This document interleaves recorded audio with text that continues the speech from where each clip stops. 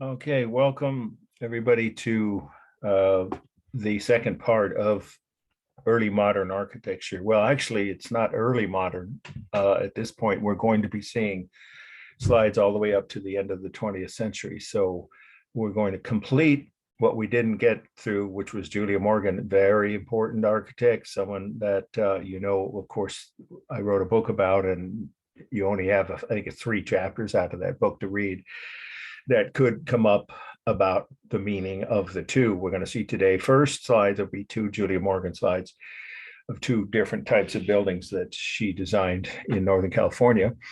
And then we will segue on into early to mid 20th century architecture. And I think we'll be able to finish most of those slides, but probably not all of them. So I already sent an email about this, and then we need to get right to the slides. But just a reminder, I am not going to be giving the 3 to 4:20 or so live lecture on Zoom at that time frame, because like most of you, I assume, or many of you, I've got friends coming over for Thanksgiving, got a lot of preparation to do. So I'm going to record it either Tuesday night or Wednesday morning, the normally what we would see, of course, on Wednesday, those slides for the 23rd, and then post them I'm going to go ahead and do it before Thanksgiving, because then it gets kind of busy and people are, so you'll be able to see them anytime after 8 p.m. on Wednesday, both videos, today's recorded video, of course, and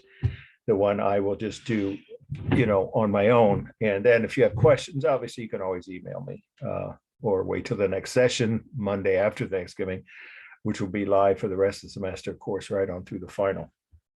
Okay, so I've returned all the grades to those people who turned their midterms in on time. I think there were 1 or 2 people. I notified them that sent them in the wrong format and they couldn't open. So that's up to those people to resend as a PDF. I've already informed them, but almost everybody turned theirs in on time. And the ones that I got and that I and the readers have finished grading, we're almost all very good. And even if, they weren't the best grade you hope for, don't forget extra credit options. I'll send you possibly 2 more reminders, one before the final and one after, because the option for all types of extra credit expires at the end of final exams week, but that does give you a little extra time after the test. The actual exam is on the 12th, the final exam. And we'll cover, what it's going to discuss. What it's going to cover and how it's going to be graded, how to study for it, the class prior to that. So we're getting down to the last 3 weeks now of the semester. Okay, let's get started with our first screen share for today. And this is a really important slide. So you want to take thorough notes. It surprises me. It used to be this very photo, I think it was this very image, was in Stockstead for many editions, and then she took it out and didn't even mention Julia Morgan, when that's exactly counter to what the awareness of Julia Morgan is now. There are now about 20 books about her. When I wrote mine, it was only the 2nd book written about her as an architect anyway. Now there are children's books and, all kinds of, things you can buy at Hearst Castle. That's what we're looking at, of course. Some of you should recognize this. A few of you, if you've been there, for sure, you would recognize it. And it is, here we go, our first must know for today. The architect's last name, Morgan, as in, Julia Morgan. Casa Grande at Hearst Castle. Casa Grande, of course, is a Spanish spelling for great house. C-A-S-A and then Grande, G-R-A-N-D-E, at Hearst Castle. Hearst is H-E-A-R-S-T, 1925. Okay, why is Julia Morgan so important? Well, first of all, these are the facts you should have, that they're not in the textbook. So you need to get them from this lecture or my book, the few chapters to read in that. Which is the first fact about her. She's the first, or, why is she so important? Is because she was the first independent female architect to open her own practice in the United States. That should surprise some of you. It wasn't until 1904 There were women who had degrees in architecture or even without degrees who practiced, but they had always, before Julia Morgan, they had always had to have a male partner, a husband or a family member or a male colleague, because people, sexism, this is the only explanation, obviously, wouldn't go to an independent female architect to get a building designed until she came along. So again, I'll repeat that she's the first independent female architect to open her own practice in the United States. It's a pretty major accomplishment by itself. By itself, that alone would make it her worthy of a mention, but it's her work that we are going to focus on, and that's the topic for these next two slides. So the second thing is she's the most prolific architect in the history of the United States. That surprises some people because everyone would assume it's Frank Lloyd Wright, the one architect most people who have any knowledge of architecture would be able to name. He's certainly the most famous architect, American architect that ever lived.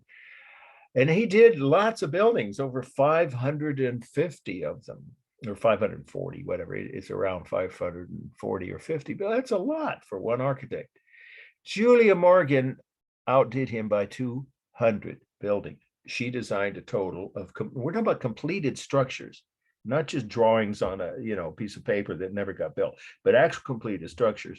So he completed up to or nearly 550. She completed, it's been well documented now, 750 structures.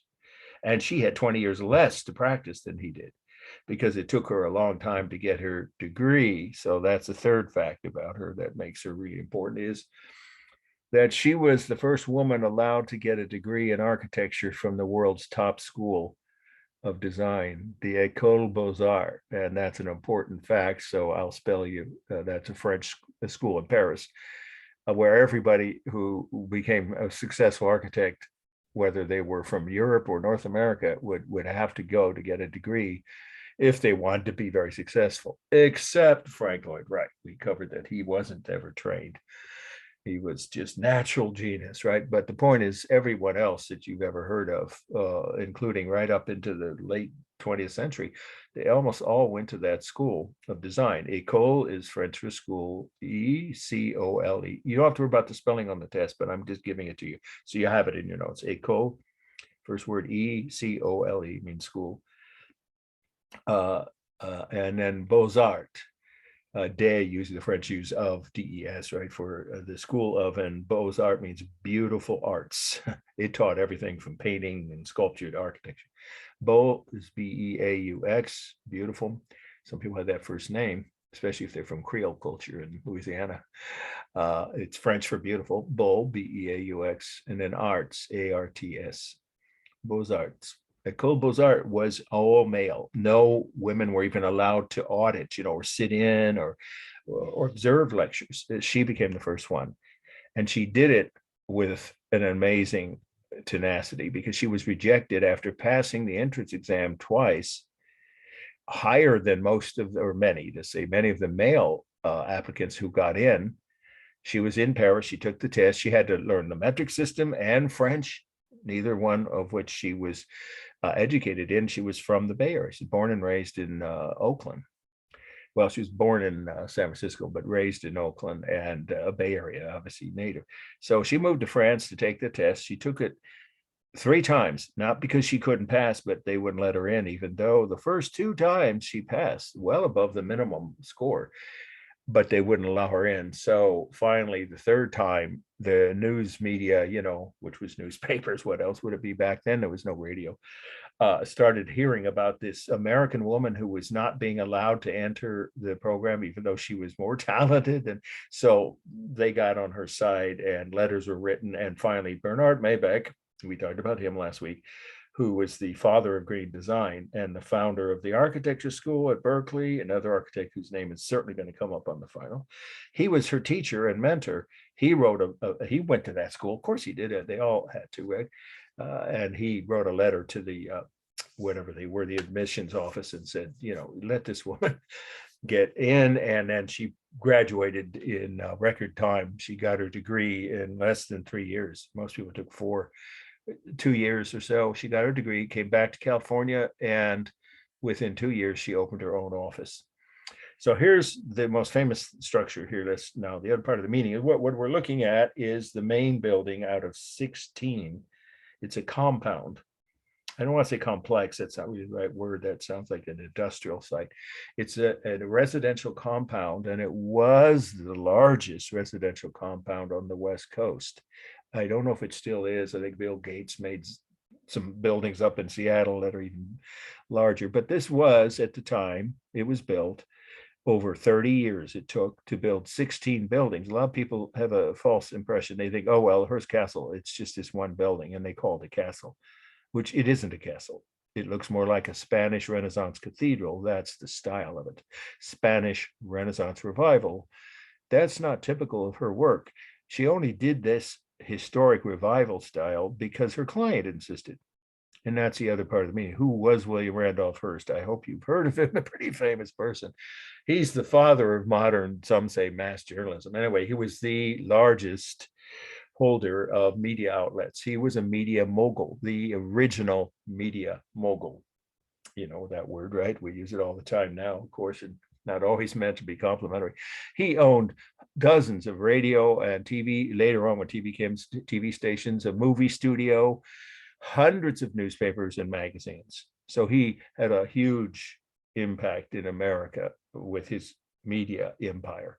And he was one of the richest men. Some say the third richest, just say one of the most wealthy men in the whole country.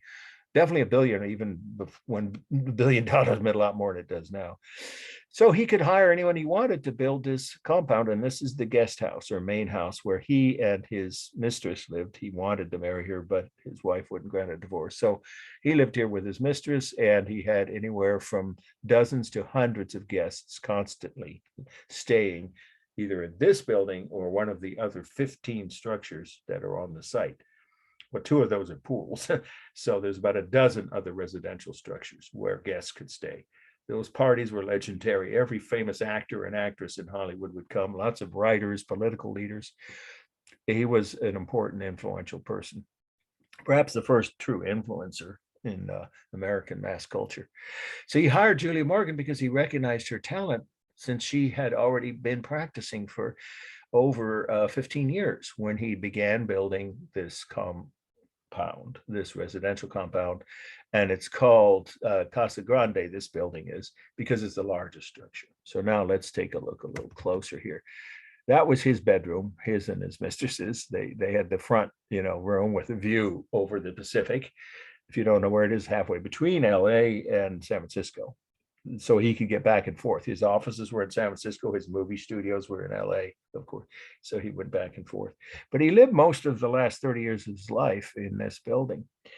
And if I had more time, I'd show you. But in my book, you can see dozens of photos of the interior. This is an amazing structure. Just say that this structure was composed of or included over 55 different rooms, okay, over 50,000 square feet. I think it was 54,000, and the largest wine cellar and dining halls, private wine cellars and dining halls in California at the time. So of course it was for entertaining as well as people staying. Sometimes they'd stay weeks, and he'd let them stay if he liked them.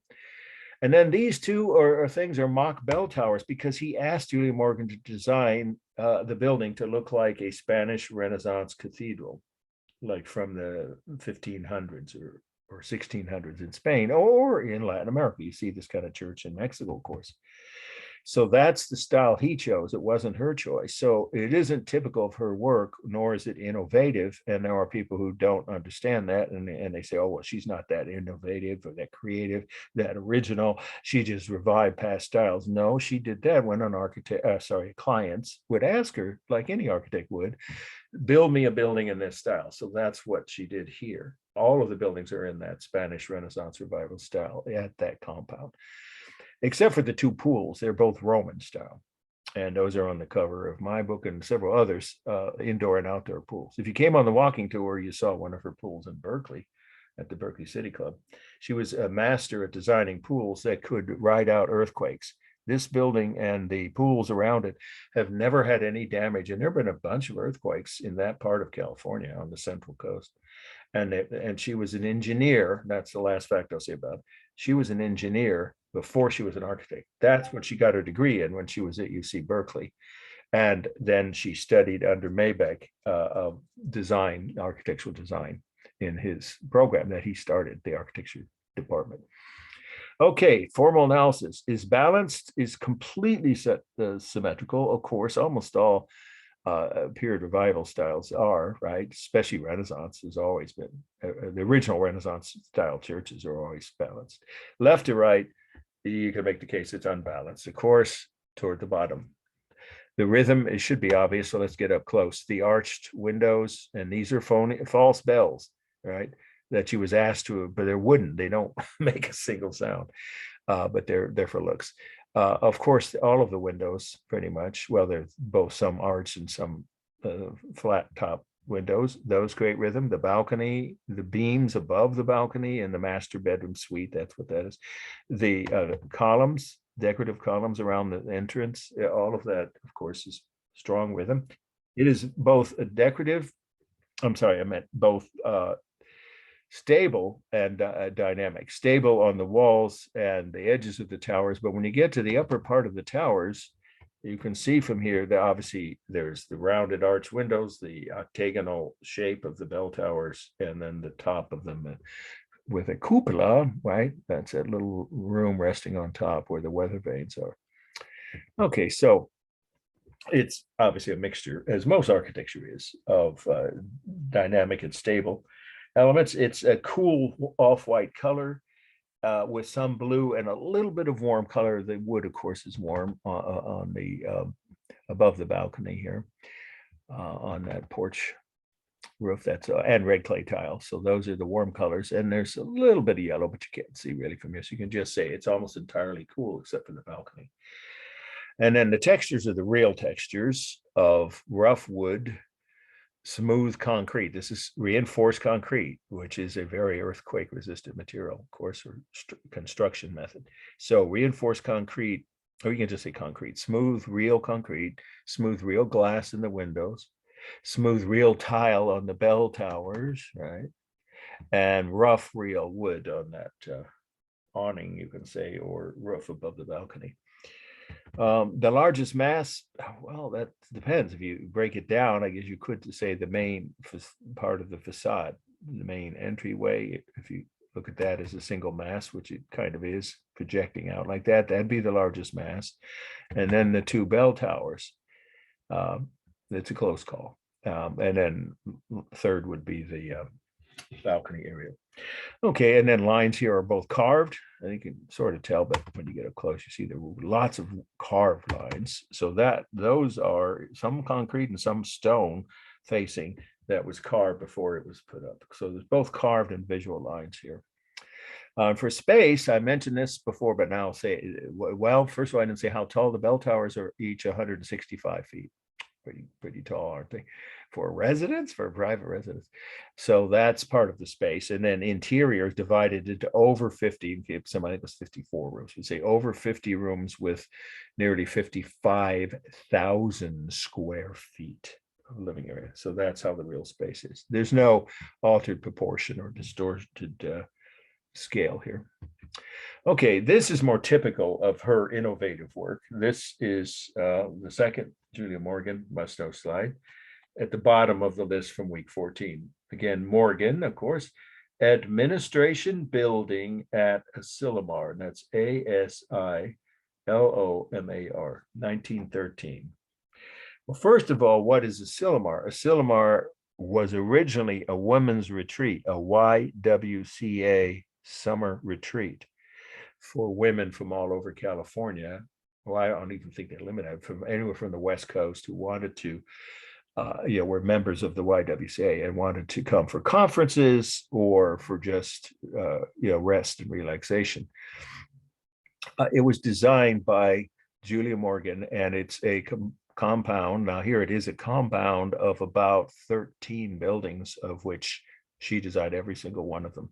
There are newer buildings that were added later after she finished the first set of buildings. It is no longer a YWCA or women's compound. It's an international conference center. I'll say it again. What the purpose of it originally was as a women's conference and retreat, conference center and retreat. Now it's an international conference center. People from all over the world come here, scientists, doctors, engineers, even some high school graduations or college events. It's available. It's owned by the state of California. It's an historic site, the whole area. And if you haven't been there, treat yourself. So when next time you go down to Monterey, make a small side trip. It's in Pacific Grove, and spend an afternoon, eat at the dining hall she designed. It's spectacular. The open beam ceiling and views of the ocean. Or stay one night, it's like it was $99 a night. It may be more now. That was before the pandemic. Anyway, the rooms are all very original with the 1910 to 1920 vintage decorative features, open wood beam ceilings, wood paneling, fireplaces. Now, this is the first building she designed, and it's where you check in. That's why it's still called the Administration Center as it was originally. But look how advanced the treatment of the windows is. Those are very modern looking windows for 1913. What is that, 110 years ago? So she was, here's the other part of the meaning of who and why, not who she was, but why she's so important is because Julia Morgan was one of the two leading practitioners. I'll say it slowly, repeat it, because this is a fact that'll come up for sure on one, if not two slides. You'll have two architecture slides guaranteed on the final. And it could be either Julia Morgan's, Maybeck, or one of each, Frank Lloyd Wright. But there's a very high probability one of Julia Morgan's will be on the final. So it's important to have in your notes the fact that she, Julia Morgan, was one of the two leading practitioners. You want to say followers, that sounds like, you know, she was leading behind someone, following behind. So practitioners, right? One of the two leading practitioners of early green design. And the name for that is First Bay Tradition. I defined that last week. So if you didn't see last week's lecture, it's been posted on YouTube since Thursday. You want to watch that. There's a definition for that that relates to the Maybeck slide that we saw of the First Church of Christ Scientist, but it also fits this. So I'll say it again. This is an example of first, three words, Bay tradition, which is early green design in the Bay Area. So those two people, Julia Morgan and Bernard Maybeck, teacher, student, you know, mentor, mentee, right? Friends, lifelong friends. They collaborated on a half a dozen projects, but most of the time they worked on their own independently, and they stayed in touch their whole lives. They were friends. So this building has all recyclable materials and natural, undisguised material on the exterior and exterior. There isn't any, there's no fake anything. Nothing here is disguised like a Victorian house would do to look like something it isn't. And some modern buildings do that. The actual stonework is Carmel stone from right there in the Carmel. Let's keep that close view. So it's local materials, which are, of course, definitely environmentally friendly for obvious reasons. And they don't have to be shipped a long distance or manufactured or treated. And then the wood shingling is from local trees. And then the glass is made in the nearest glass factories, which I assume we're in probably Monterey, nearby, you know, we just say nearby. So it's all natural materials or local materials, which are environmentally friendly, and none of them are disguised to look like something they aren't. Plus, the building fits in with this environment because this is a woodsy setting, as you can see from the trees here in the background. I can't tell you how beautiful that place is. When I wasn't even yet finished with my graduate program, I was still at Berkeley taking a degree in, actually it was Cal State Hayward, where I got my master's. I went down there with my then girlfriend, and we stayed there one night, and it was like magic. It's hard to explain. You wake up to the sound of the ocean waves crashing. All of it was designed, all of the buildings, I should say, was designed, each one, to fit in with the local setting, the materials, the colors, the natural, you know, look of everything, you know, the wood, the stone. So the only thing that might look incongruous to some of you are these plate glass windows here. But that's because she wanted to let a maximum amount of natural light into the space. These are the common rooms that people can relax. They're huge fireplaces. I have a fire going I think it's maybe 24 hours a day, at least until midnight every day. And then there, of course, there's a reception desk and there's gift shops and, those snack areas. You can sit and just relax and enjoy the beam ceiling. This 20-foot high ceiling. It's an incredible space. And you don't have to be a guest there to go dine there or just to visit these, the common buildings. The residential ones, of course, are only reserved for people who are paying guests. Anyway, so it's a residential compound that is now used as our national conference center, owned by the state of California. And it's on the National Register of Historic Places. It well deserves to be. So here we have yes, a question. So like you made it. A couple people in the group chat said that they're stuck in the waiting room. Uh-oh, thank you. That is helpful. It doesn't beat me. That's so helpful that you did that. So let's see, what have we got here? Yeah. Okay. That should be right. You guys got in now, I hope. Is there anybody else in the waiting room? Nope, hopefully not. All right, thank you for that. Yeah, okay, I'll repeat just the last thing I said, which is that this is an example of First Bay tradition. That's on your list of the 5 main movements of 20th century architecture. And it's early green design is the other way to say it. She, Julia Morgan, and Maybeck, they were the 2 leading practitioners of that movement, First Bay tradition. And they used recyclable materials, local materials that were recyclable and environmentally friendly. And none of them were disguised as something else. But the most striking thing for some people was how modern the windows look. And I think that's a testament to how far ahead of her time she was. She had to overcome prejudice. You don't have to write this, but a couple of times she would bid on a competitive project where a bunch of men were, of course, who else would be? There were no other women architects of her level at that time. And so she'd sign her bid J, as in first initial Morgan, and they'd think it was Joe or Joseph or John. And then she'd show up when she usually won those competitions. Wait a minute, where's the architect? We're waiting for the architect. Excuse me, I am. No, you must be the secretary. We're waiting for Mr. Joe Morgan or Joseph Morgan. No, I'm the architect. I love that. She said that a couple of times when she'd show up at the first day of a new assignment when they didn't bother to double check. But after a while, she became so famous that didn't happen anymore. Yes. Anyway, so let's wrap it up with formal analysis. It's completely balanced. She loved symmetry. She was taught that at the École Beaux-Arts in Paris, again, being the first woman to get a degree in architecture from the world's top architecture school. In foreign language and in metrics to boot. It's a pretty major accomplishment. Anyway, so she learned that symmetry is pleasing to the human eye. So the building's completely symmetrical left to right, and I would argue top to bottom, just depending on where you draw the line.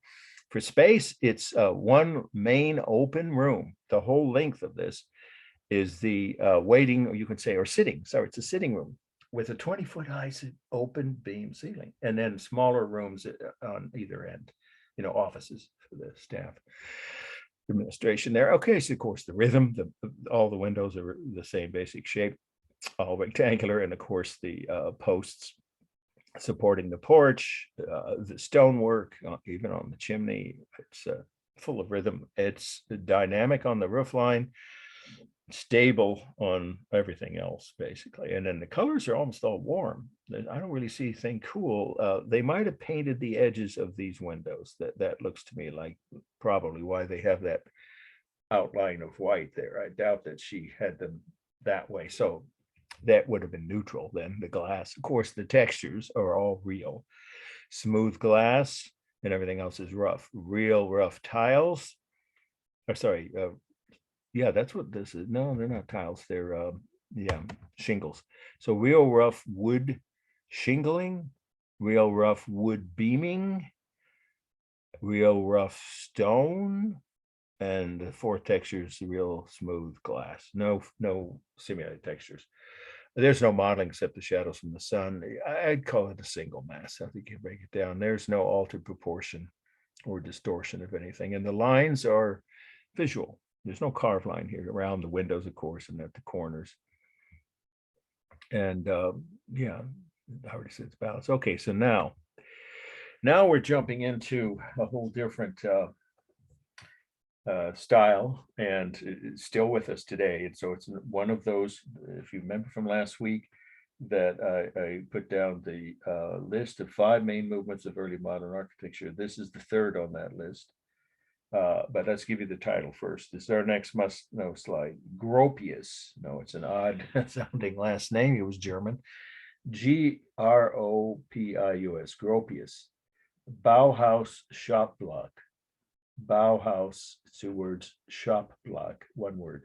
Bauhaus is 1 word. Shop block is 1 word. How do you spell that? It's a German word meaning building, to build a house. The name of the school that this building was a part of. And this was one of the buildings, the shop for that school. Bauhaus is spelled Bauhaus. Okay, and then the date is 1926. Well, let's define Bauhaus as a movement. Bauhaus was the international style of glass and steel boxes invented in Germany in the 1920s. I'll say it again, it was an international style of glass and steel boxes invented in Germany in the 1920s. Well, that's what we're looking at, the first Bauhaus building. It's long gone. It was destroyed, I think, in World War II, might have been even before.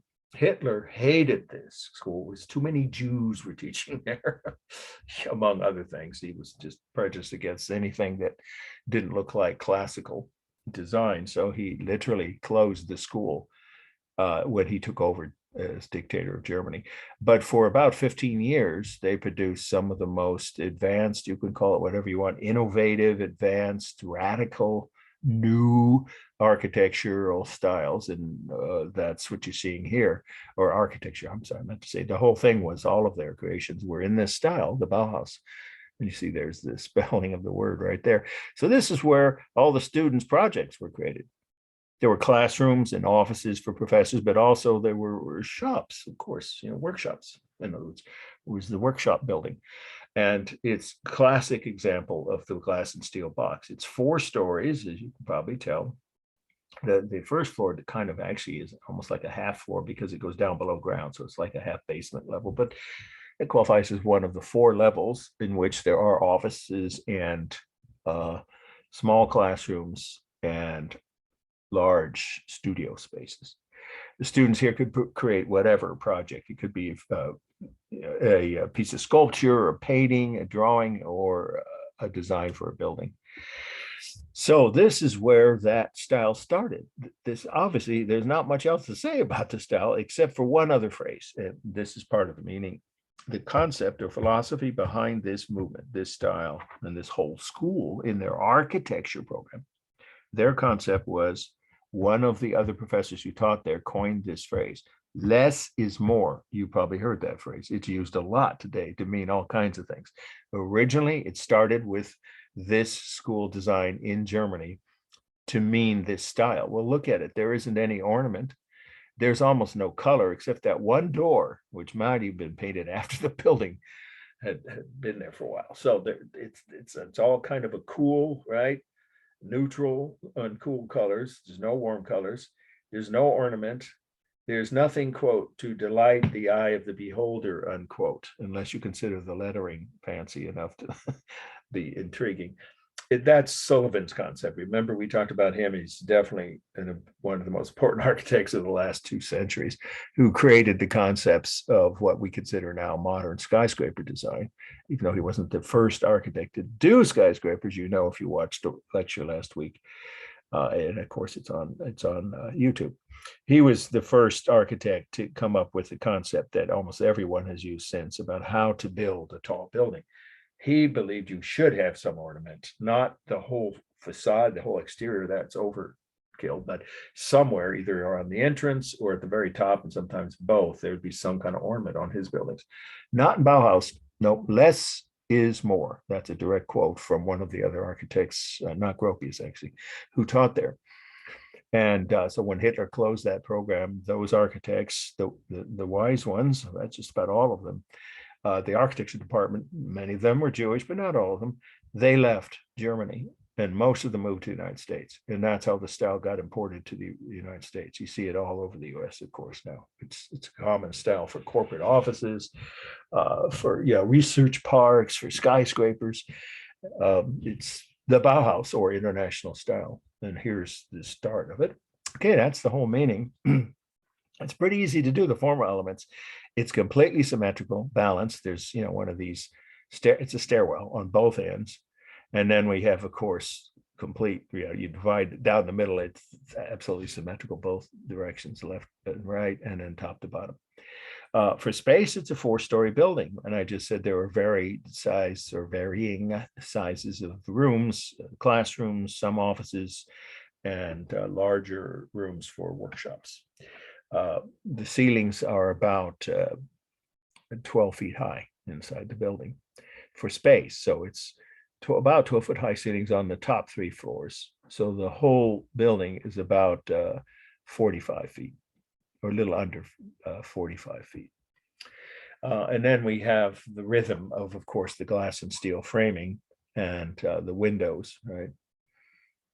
On the sides here, these are walls of glass, so you can't call these windows. There's no windows here. This is all just open glass and metal. That's the whole concept of this style. So the rhythm is in the framing, and of course the materials, there's no disguised or simulated texture. There's all real smooth textures of glass and metal, right, in the windows and on the main walls, and then real smooth concrete on the rest of the walls.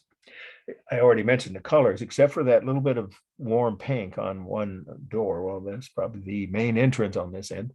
Other than that, everything is either cool gray or neutral on the glass walls of the top 3 floors, and cool gray, of course, and white on the rest of the walls, right on either end and above and below the 3 main levels. Rhythm stable, totally. There's nothing dynamic at all. Not a single piece of this is dynamic. The largest mass, it's really all one mass, but if you want to break it down, you could say the main block and then the 2 stairwells, because there's one at either end. So that's the only masses. Now there's no distorted or altered proportion or scale. The lines are all visual lines, right? No painted or carved lines. Okay. I think we covered everything. Texture. Oh, modeling. There's just shadows from the sun. Okay.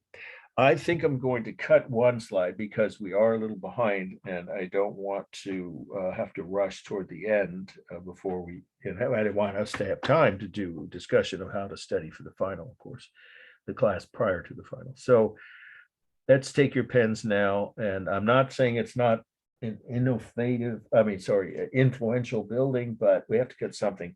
And this is my least favorite slide of all the ones for week 15. So take your pens now, everybody, cross off the second one down, but I'm going to tell you what it is briefly, so we won't do a formal analysis.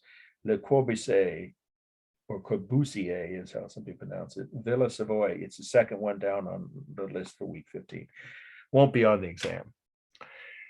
Okay, I will tell you though that this is the prototype, or was the prototype, for houses, modern houses all over the Western world. I think I've seen some even in the hills above Hong Kong, but I can't remember now for sure. So just say in the Western world, like North America, Latin America, yes, and Europe.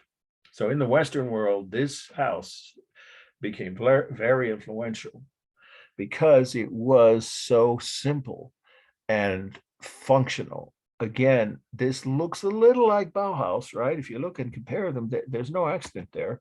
Bauhaus was about a few years earlier. That school, that building, the movement had started already by the 30s. It had been around a while. So this guy was French, and he was some people nicknamed him the Frank Lloyd Wright of France. Well, I think that's not fair to Wright, frankly. I like Wright's work. I don't care for this guy's work, except for 1 or 2 churches he did, because here's what he called this: a machine for living. Well, that's exactly what it feels like. I've been there. It's open now as a museum to the public, and it really feels like you're a cog in a machine, because there is no warmth, no variety. The whole building is just rather cold and sterile, at least to my way of thinking. However, it was inexpensive, relatively inexpensive, and quick and easy to build. And it became the prototype for a lot of houses in mostly suburban areas of the US and Europe and some parts of Latin America. You know, the ground floor is not living space. It's all the common, I'm sorry, I meant service rooms, you know, like a laundry room and a workshop and a garage and all that. And upstairs are the living quarters. The one thing that he borrowed from Wright in this building is the central utility core, but he made his round or curved. Otherwise, it's the same concept that we saw with the Roby house last week. But otherwise, this is just Bauhaus on stilts. That's what somebody called it. Did you Not that say it it's was not the model for suburban or urban? a suburban. Okay. Well, you know, it depends on your definition. That's a good point. If anyways, you know, Hollywood is not a suburb. I think it's even a separate city. It's within the city limits of LA. So if you drive around in the hills of Hollywood, you'll see houses like that. So is that suburban? Or it's a good point you raised. I think of it as suburban in that it's not the heart of LA proper. It certainly isn't downtown, but Hollywood is within the city limits. You see, there are dozens of houses or scores of houses like this in the Hollywood Hills, and they were built before some of them World War II. Pretty sure Charlie Chaplin had one like this. I think so, or at least one or two of the actors that he was friends with. At least if the Robert Downey movie about Chaplin is accurate, where they show him in his environment. These, in other words, the point is that well-to-do home builders, some of them famous, you know, actors and politicians and business people, media people would build this style of house because it was the latest thing. You know, it was a trend. So they build it in the hills above the big cities. Not just LA, but the Bay Area. You see these up in the Berkeley Hills where I don't live, but I can look up from my backyard and see a few. Yeah, so it became more of a suburban thing, I would call it. But you don't have to write any of that.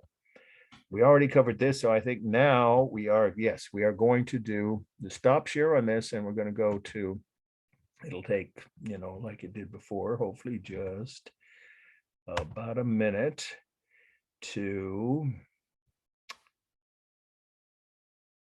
there we go. Oh, it did it again. Yeah. It likes playing hide and seek. I did a trial run of this, and so I think we have to get rid of that and go to just one screen because we have now, of course. There we go. Okay. This is going to surprise some of you unless you are familiar with this. Well, if you read your stock stat, it shouldn't be surprising. I need to do the share screen and make sure that you guys can see this when I pull it up, okay, before I start the second part or the next part of the lecture. Can everybody see this? Hello? Yes, we Oh, can. good. It's Yes. the glass house, and I am going to go to this view because that view is so small. It's the only one I could get that was not, you know, with something across, you know, how they do that with lettering across it and you couldn't see the image. But just as a quick glance, while I give you the title, we'll do the enlarged view. The next must know, The Glass House by Johnson, is the architect's last name, Johnson. And I know you can all spell those words, The Glass House, 1949. This was very influential too, similar to the way that the Corbusier's Savoy house was, but that was with enclosed walls of concrete and then banded windows like Julia Morgan used at the Silomar, right, where the windows are, you know, and that started with both Frank Lloyd Wright and Maybach, the idea of rows and rows of windows making a wall of glass. That wasn't new. What was new, so here's the main facts now about the meaning of this. Let's go to the next slide because you see that's not very well focused. I found a second view. This was not, it turns out, now we know, not the first, just so write it this way, one of the very first all glass houses, meaning the walls were entirely made of glass with metal framing. You can see that in this view. And so what you have is one big, long, rectangular, single-story residence, right? An open, rectangular, you could say box-like if you want, open, right, space for a single family. It's a single family residence. It was owned by a painter, well, you can sort of tell by looking at this, right? And sculptor, we'll just say two, I was a couple, two artists. I think one was a painter, one sculptor. You have to write that detail. Just say it was originally built or designed for a couple who were artists, and it's in rural Connecticut. Now, that's not a small point or a minor detail. It's on 8 acres of land. So I'm giving you guys some hints or clues as to see if any of you want to speak up about what could be the problems with a house like this, the practical difficulties of living in a house made entirely of glass. Around naked. Say that again. You can't walk around naked. That's true. Privacy, in other words, that's another way of saying you would have no privacy. So if you lucky enough to own 8 acres, well, that's not an issue. Of course, nobody can see you because look at all the trees.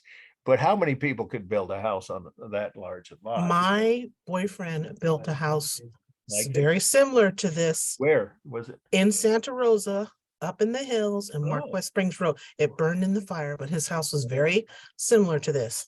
Yeah, so he was inspired by, or at least the architect was inspired. Yes, and oh God, at certain times of the day, the sun would burn you. There's the next thing. You just, Tanya, it's just, the second problem is the heating and the weather, just say weather conditions could cause this space to be either extremely hot or not warm enough in the winter.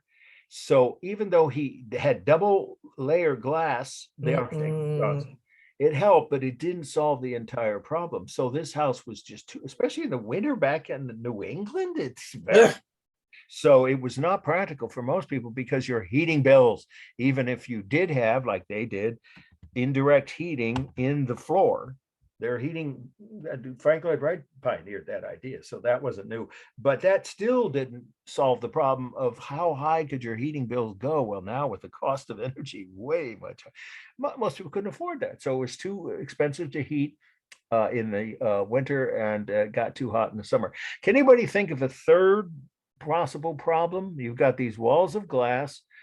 Let's say, Where's the bathroom? oh, well, the bathroom was enclosed, yeah, and the bedroom. They were at the back end of the house behind the photographer. Yeah, those 2 rooms were enclosed. Okay. You can't have neighbors. Yeah, well, no privacy. Yeah. Well, the third thing has to do with safety. Anybody, I bet you could guess one or two The of you. glass is dangerous. Yes, would be dangerous. If you have a little kid, a toddler, oh, no way. That would be literally risking even maybe the life of a small child. Yeah. They're not that aware of what they're looking at, and they go running into a wall like this and maybe shatter it. Oh my goodness. Yeah, no, it's so safety is another. So it had 3 problems: the expense of heating and keeping it cool in the summer, right? The lack of privacy, and the danger of the all glass walls, especially for young children, from an accident, injuries from accidents. So it just wasn't practical for most people, but it would work for some. Well, you just told us one person in Santa Rosa. He didn't have any children. Yeah. And single. I figured, yeah, that might work then. It must And have he had hopefully some trees around it or something. Yeah, but still there were certain times of the day Yeah, when it was hot. Certain areas were hot. you had that problem and some privacy. Well, anyway, this did though catch on with guess what? Oh, yeah. Upper income level people who could afford on a large lot to build a glass house.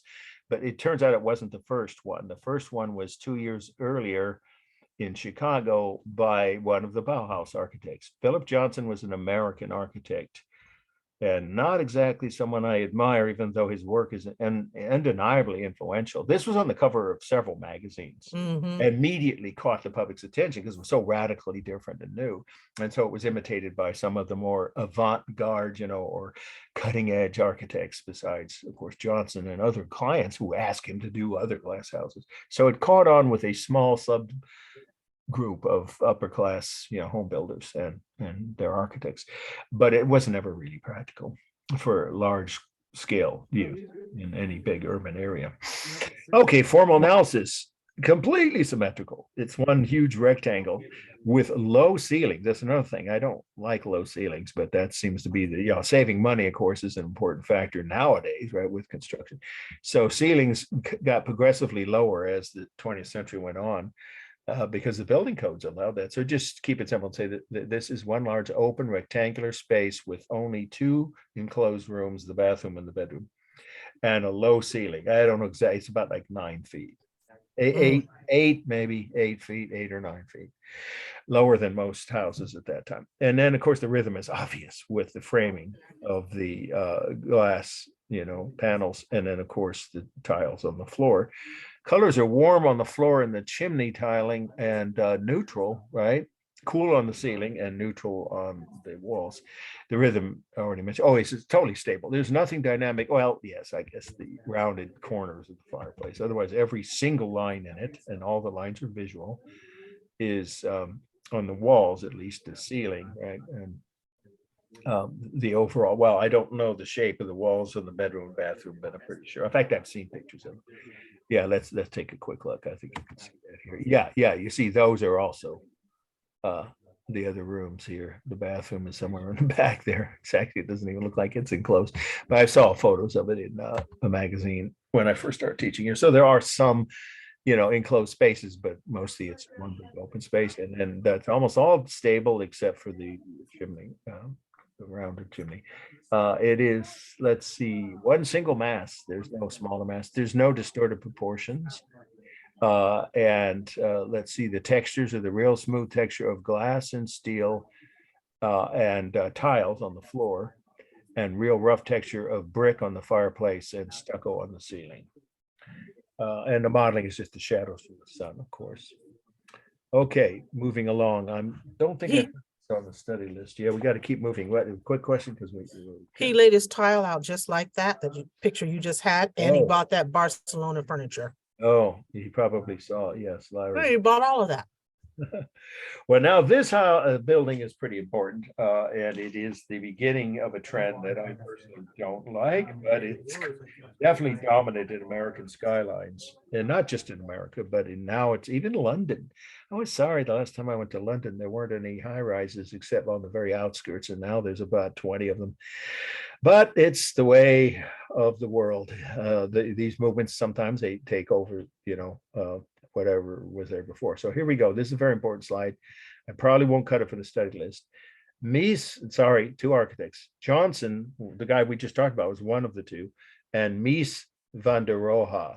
Yeah, he had a long last name. Mies, forwards, then VAN, then DER, and then ROHE. Mies van der Rohe and Johnson. That's how they were listed, right? Mies was the more prominent architect at the time this was built, and this is in New York, but it's called the Seagram Building, still is. Seagram's, the liquor company, right? You've all heard of that if you've ever been to a party. SEAGRAM, right? Seagram Building, 1958.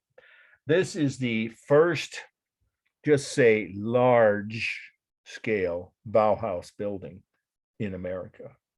It's a skyscraper. It's all part of the facts you should be taking notes on. I think it's in Stockstead, but I don't know how much of these facts I don't remember. I think she doesn't mention all these things. So why it was so influential is, first of all, again, I'll repeat, it was the first large scale Bauhaus style building in America. And it was the first Bauhaus skyscraper in the United States. Now, glass and steel boxes for skyscrapers are just the norm, aren't they? Almost everywhere you see them, all over, even in small towns. Well, not small towns, but cities the size of, Santa Rosa, right? Or I don't know, does Petaluma have any? No, not quite. But, towns that aren't big cities, but all big cities practically in North America, and even some of Latin America, and definitely in Europe, have these glass and steel skyscrapers, or Bauhaus style. So it is an international, there's the other word for Bauhaus, by the way, it's synonymous for that movement, is the international style. It was two architects, one from Germany. I just mentioned Mies. Well, I didn't say that, did I? I'll repeat it. Mies was from the Bauhaus school. He's the one that coined the phrase, so it's part of what you should have in your notes. Less is more. Boy, does this fit that definition. There is nothing to delight the eye of the beholder whatsoever, and it's not accidental. Sorry, it does that a lot. What you see here is function, pure corporate function. It's the corporate headquarters of one of the largest, if not the largest, liquor company in the world. It's 40 stories. There are hundreds of offices. They all look alike. The entire building has no variety, no warm colors, right? And nothing dynamic. It's entirely stable. Of course, we'll do the formal elements in a minute. And therefore it was meant to be a beehive, is how one of the owners of Seagram said, I want you to create a beehive for my workers. Well, does that appeal to everyone? I can tell you, I worked in one of these buildings, a Time Life building in downtown LA, for like 6 months. I hated it. Well, the job wasn't easy to call people up and try to get them to buy books that they hadn't seen. But also the rooms, the space, the building we had to go to work in was just like this. It was only 20 stories, but this is 40 stories of cookie cutter. That'd be a good phrase you can say, or completely repetitive, if you prefer that phrase, spaces on every floor. There's a large office for the whoever heads that department or whatever that section, and then small, open offices for, or closed, and some open meeting rooms. The same thing on each floor. There might be one large conference room, perhaps there almost certainly would be near the bottom of or the top, but otherwise almost every single level has the same kind of aesthetics or lack of aesthetics repeated over and over, square rectangular spaces in a rectangular or square glass and steel box. It served its function so well that the architects decided, when they were told to create this beehive for the workers of that company, look what they did. Not a single bit of art or color, let alone any natural features on the entry plaza. So when you're walking to work, you're not even allowed to glance at something warm, or let's say a piece of Alexander Calder's sculptures, right, which are outside many corporate headquarters. We don't have time to cover him, but he's a genius. His colorful metal sculptures are all over the world, but not here. There's no greenery. There are not even bushes, let alone trees. There's no artwork. There's nothing to delight the eye of a beholder. It's just pure form follows function, and less is more is the guiding philosophy here. I think it's dehumanizing. That's my opinion, but you guys discern for yourself. Here's the last thing I'll say about the meeting, and I will do a quick film analysis. See this building here? This is the Ghostbusters, as in the original Ghostbusters with Dan Aykroyd and gosh, I can't remember who else there was in that movie. Bill Murray, wasn't he? Yeah. They walk up a staircase of a building in the end when they're fighting this giant marshmallow creature. Some of you know what I mean, the original Ghostbusters. And that's the building that's in that movie. It's an Art Deco skyscraper with almost exactly the same square footage, 40 floors, the same height. And yet look at the variety. Yeah, it's a whole different feeling. It has color, varieties of texture and different shapes, both on exterior and exterior spaces of the building. It accomplishes the same function just as efficiently, except that there's something to delight the eye of the beholder, which Bauhaus didn't believe in. Okay, that's plenty on the meaning. Formal analysis, this is easy. I'll just do it quickly because we want to keep moving. It's completely symmetrical. It's full of the rhythm of every floor being identical. There are no warm colors. In fact, it's all neutral. The lights don't count as the color of the building. So it's just the black painted steel, which is neutral, neither cool nor warm. And of course, the materials were only two. Yeah, that's right, two. Smooth, real texture of glass and metal. And it's one single mass. For space, it's about a 400-foot tall building with smaller offices on each level, 40 stories, reaching a height of about 400 feet. And each floor has smaller and larger offices inside. And then we have, let's see, balance, rhythm, mass. Oh, yeah, there's no modeling from the sun. It's not really. Of course, this is an evening view of it. And let's see, lines are all visual lines, and there's no distorted proportion or scale here. It's a single structure. And I already said it's totally stable. There's nothing dynamic. Okay, moving on. This is an interesting structure, which some of you may have been. If you ever flown through JFK Airport, international departures, you probably were in this building. So our next must know, Saarinen, Saarinen, Saarinen. He was Finnish, as in from Finland. TWA, just like it sounds, the initials. They don't exist anymore, but when this was built, that was the biggest airline in America. TWA Terminal, 1963. This is what's called biomorphic architecture. Biomorphic is a word for having to do with living things or living creatures. So with that in mind, anybody see what the architect, he was from Finland, but he was, by this time he'd moved to America and he was designing buildings all over the US. This is an airport, and this is the main terminal for international departures. What was then the largest airport? I don't think it is in New York. What does it look like? What A crab, that's big interesting. old gigantic crab to No one me. said that, but let's A manta ray. uh, Yeah, yeah, that's those are right. both reasonably good assumptions, but I'll give you another clue. It's at an airport where airplanes land and take off. So what other creature could it be? I mean, those both make sense. I agree. But Mm. by the way, no one else has said that. What other kind of creature could it be? Look here at this. Just like some sort of bird, I Yes, assume. an eagle, An owl or- an eagle landing. That's what he designed it to be, as a Mm. giant, wide winged bird coming in for a landing, Mm. literally. And the wings are spread out and its talons are down. It's brilliant. When you stand in front of it, I've done that and looked at this from a distance when the last time I was in New York.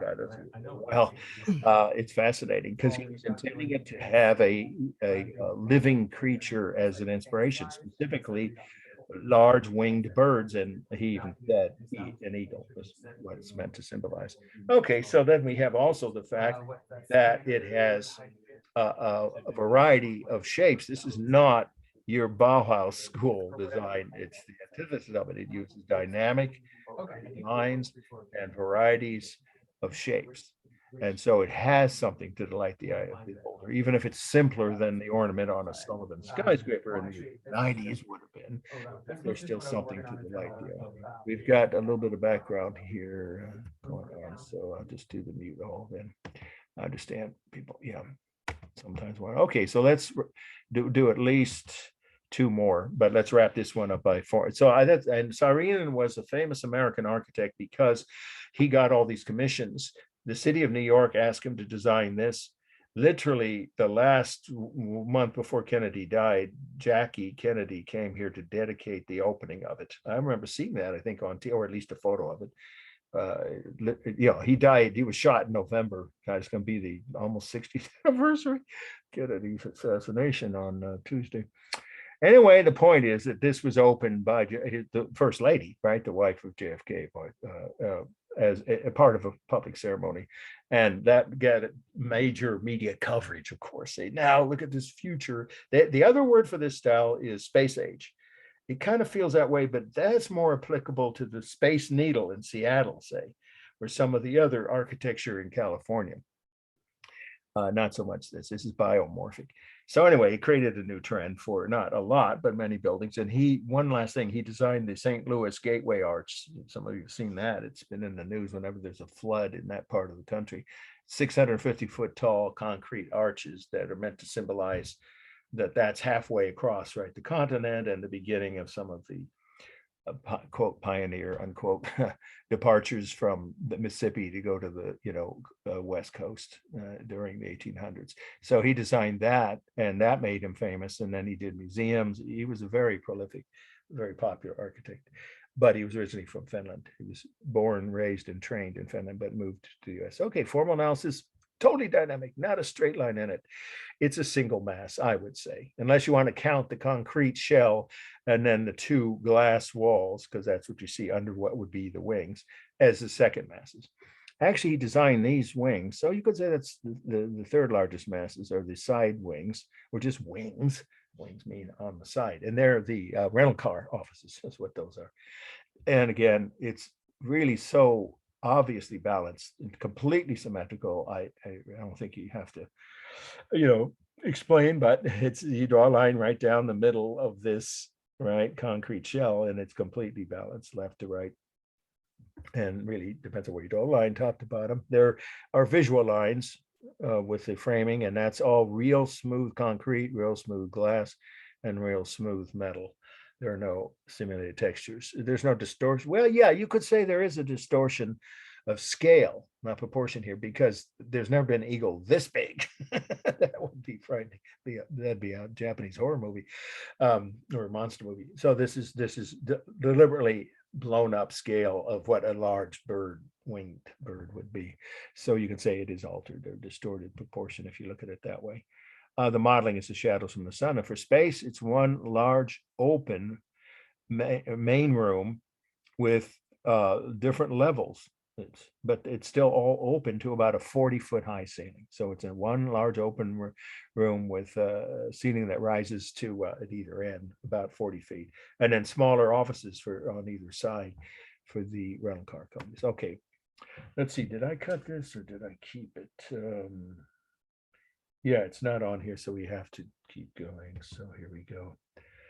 Yeah, this is a pretty important one. In fact, it's quite important. I don't know, but I don't think I'll cut it from the study list. This one is Piano and Rogers. The next must know. Piano to architects. It sounds like a musical songwriting team. Piano and Rogers.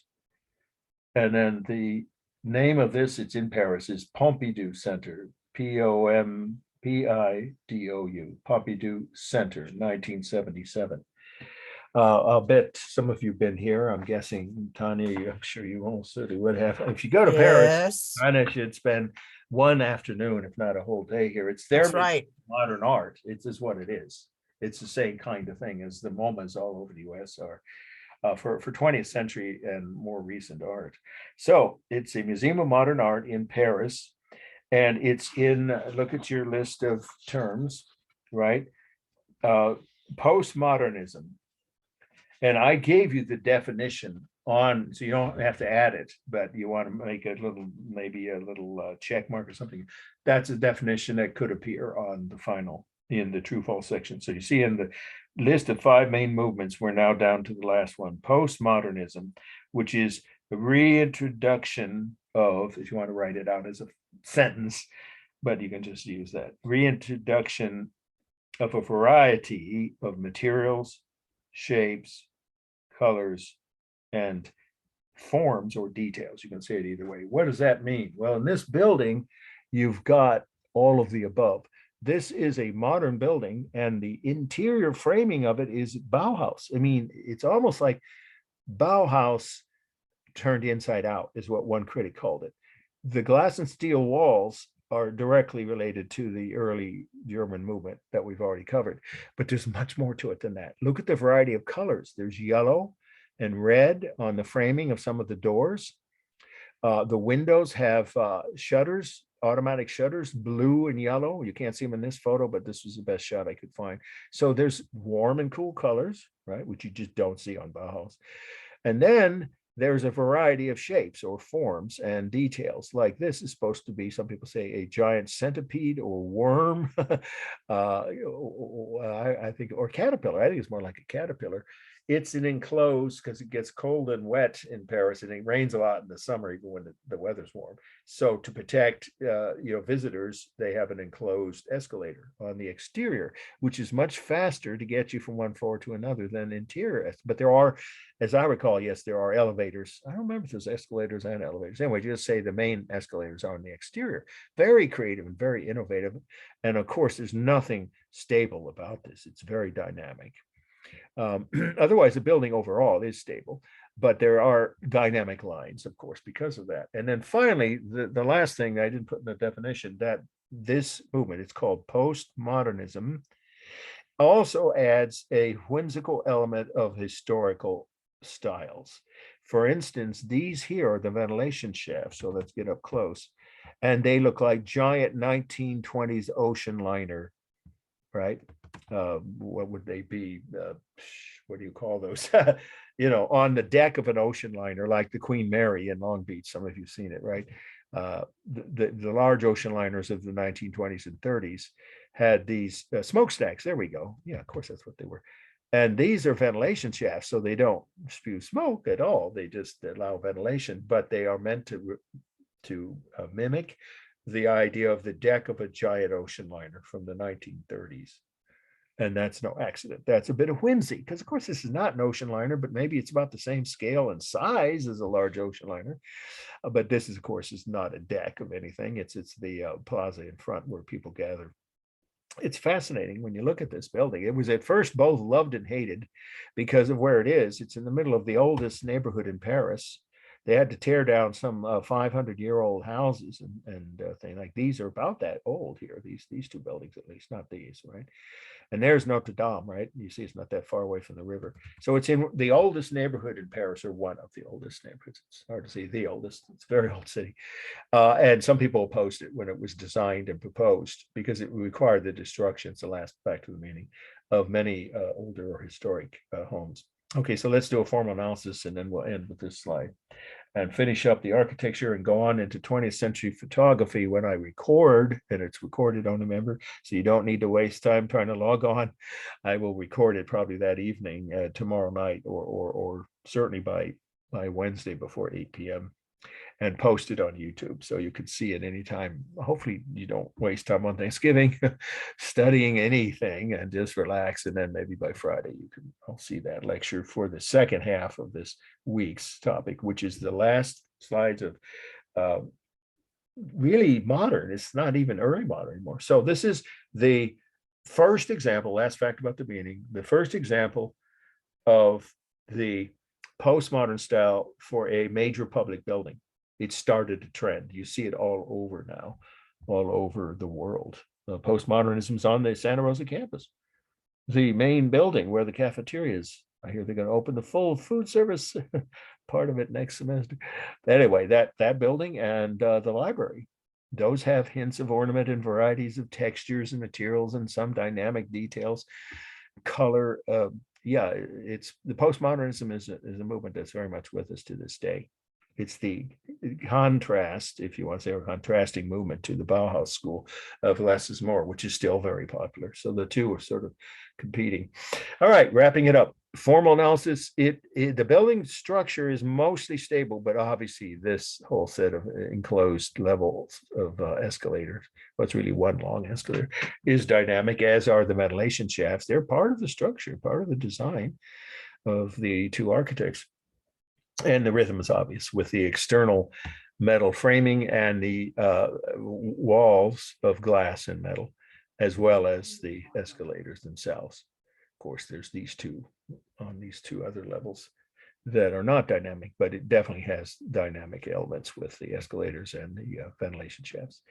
Balance, completely symmetrical, left to right and top to bottom.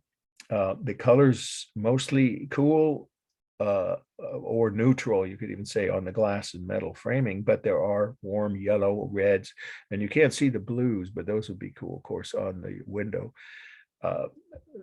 Retractable shades, but just say what you see in this picture. There's warm colors on the walls in the framing of the red and yellow colors on the doorways, and then most of the colors cool off kind of gray, silvery gray, and then of course cool white on these. These are made out of thick plastic, is what I would call the material on those. So the textures again are real textures. There's no simulated textures here, which would be real smooth glass, real smooth metal, real smooth plastic.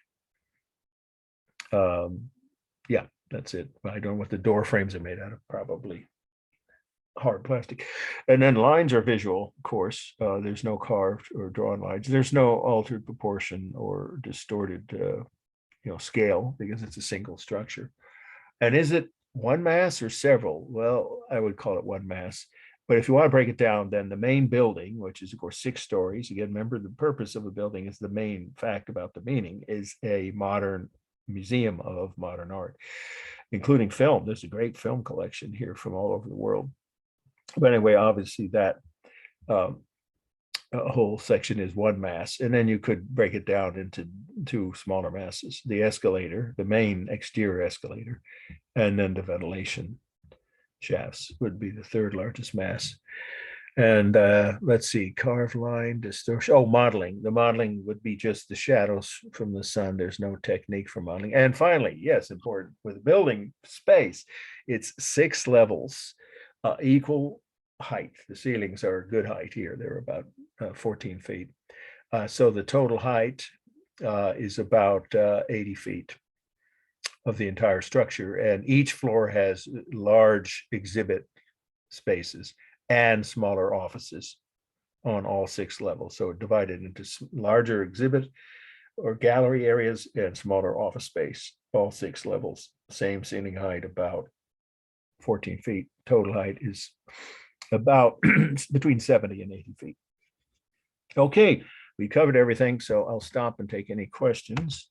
Don't forget, don't try to log in or log on, whatever, on Wednesday. Just take your time to get ready for whatever you plan to do for Thanksgiving.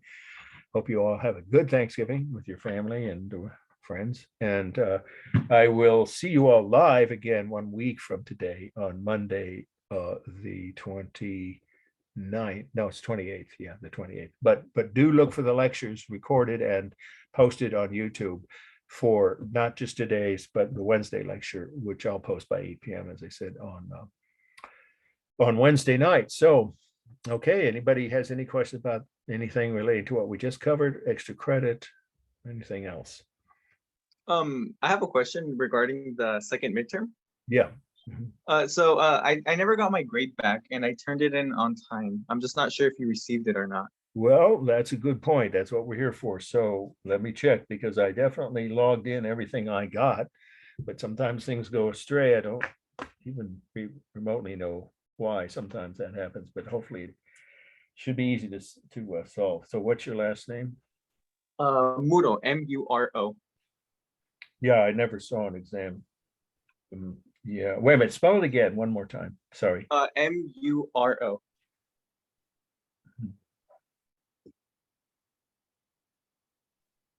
I don't see you on the this is strange. I don't see your name on the roster. That's a little worrisome. You've been getting grades before? Have you gotten grades? Because yeah. Yeah, I have. I've been, let's see, well, Maybe you the first registered under essay? a different name, last name, because that happens a lot and that could cause one or more problems. Let's get this resolved. So you said Woodle with a W, right? Oh, Muro, M with an M. Nope, nobody with that last name is anywhere on my roster, nor did I get any second midterm from. That's worrisome. So you must have registered under a different name, because by now I would have think you would have said to me if you weren't getting any of the previous grades, right? So it must No. have been a different name then. Something's not driving here. So let's try and solve this, because I'm looking to see on my list of all of the ones that I logged in. Nope, no one with any. There's a problem, big problem, because I think the cutoff is fast approaching. You might have somehow not gotten registered. Not by your mistakes are made at all levels. I mean, I make mistakes occasionally, everyone does. I'm not assuming it has anything to do with you, but it could be some kind of glitch at the Office of Records and Admissions, because I don't see anybody with that. Give me your full name first and last, and I'll take a look and see if I can guess whether you were registered under a different last name than you just. First name is Emiliano. Second name is Muro, M-U-R-O. And I've been getting grades for the first essay we did and also the first midterm. I got those graded back. All right, let me look one more time, because then that now sounds more familiar. But that's the whole point of why we're here. Okay, so Muro, that helps, because I kept thinking you were saying. Yes, yeah, I have those grades. So if you have evidence, it should be easy to do this, of that exam, and you will, of course, have proof of the date you sent it, and it won't be counted late then. It'll be in your email train, right? So if you send it with the original date, and then resend it to me, I'm sure I can get it graded very quickly in the next few days. Probably not till after Thanksgiving, right? Yeah, no, it's fine. But yeah. no, I know, I see now. Yes, you're right. You're doing, I mean, I won't say too much, but you're doing reasonably well. So you don't want to not get credit for something. Apparently it just went into the Twilight Zone, whatever. So I never got it, but that's not a problem. If you'll just resend it, okay, Emiliano, right? Yeah, perfect. El segundo tiempo, right? It's pretty good. Yeah, so that I will confirm I got it this time, and I don't know if I'll be able to get to it before, because tomorrow I'm getting both my next booster and my eyeglasses. So I'm not well, because I never do on Zoom.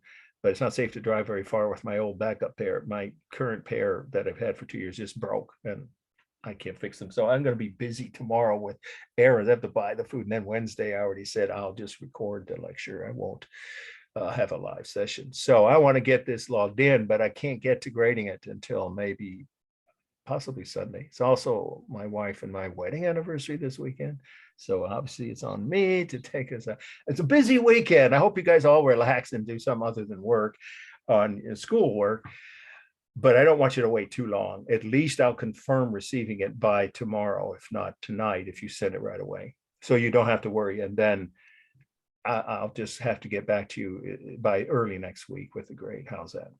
Yeah, no Maybe- problem. I'll maybe go so. ahead and take a screenshot of like the proof of everything. Yeah, and that's it. I'll Then send it you- to you right now. Then we got the problem solved, but you'll hear from me as soon as I see it. I So- knew he had been in class because I had seen his name. Yeah, so had I now. And that's the thing. What's strange is I think it was I wasn't hearing the pronunciation accurately or correctly. Yeah, I know he's part of the class. Yeah, right. So I don't know why at first I thought he was saying with a W. Well, haven't- it did sound like a W. Yeah, but we solved it. Well, that's what we're here for. That's why I don't just sign off and say, bye, you're on your own. I always stick around after Well, every some class. will, some instructors will. Yeah, I know. That's what my daughter told me. She dropped some classes that had that kind of a format where the teacher would say, just catch me later or whatever, I'm busy. Yeah, I don't ever do that. Okay, one more time before we call it a day. And So don't sign in on Wednesday. Right, You right. record the session and then we catch it like on Friday or something. Yes, for sure by Friday. Yeah, I hope you don't even think Okay. about it on Thursday. Relax. No, You I'm take care. tired. Friends and family, whatever you do on Thursday, and have a great Thanksgiving. And I really look forward to, I will check my email though throughout the weekend, except on Thursday.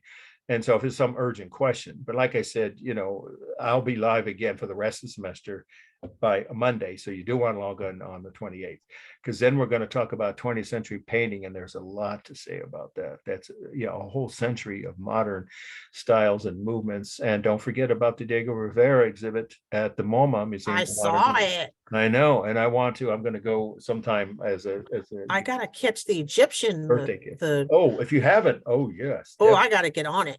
Yeah, and it's extra credit if you'll do it before the end of, Yeah, because how, is it through November? I think it might be later, but check right away. So I'm gonna go. yeah, because you got RSVP for that, and it's worth at least an hour and a half. Oh, you have to RSVP. Well, maybe not, but because of the holidays, I'll bet you would. It can get full. Oh. Yes, you do. Yes, if you just show up, you might. I'm gonna, you know what I'm gonna do? I'm gonna join. Yeah, I'm a gonna member. join So as a I had student. that advantage. Yeah, you get a discount, right? I'm gonna do it tomorrow. Worth it. And then you get those, then it's free for you and one guest. the first Yeah, yeah, I'm gonna do Okay. it tomorrow. It's a good advice for anybody who wants extra credit. And it's inexpensive for students. Yes, it is. It is. Make sure, you take advantage of that. Okay. All right. So let's see. I think we're down to. Do you what? have to cook the You- meal? My daughter swears she's going to do it, and she did it last year, and it turned out pretty good. Oh. She did not cook the turkey. We didn't die of ptomaine food poisoning. I'm sure she can read a No, thermometer. she's got, but that's to relieve my wife of having to spend the whole afternoon in the kitchen, because I am not a cook. I can't. I thought you meant you had to shop for it and cook it. I have to do the shopping for this stuff, except the turkey. My wife and daughter already got that, and some of the hors d'oeuvres. Well, a lot of the other stuff, desserts, and Oh, you have to do that. gravy and stuffing, all that. I'm gonna get that tomorrow, or Wednesday, depending on how busy tomorrow gets. Okay, you guys have a great Thanksgiving. All right, and relax. Thanks, you too. And I Bye. won't see you in person on Wednesday, but you can look up the lecture. And thanks for the email you sent me. Okay, yeah, no, it was a really well done test. Okay, you guys take care. See Thanks. you all Bye. a Happy week from Thanksgiving. Monday. You too. Bye.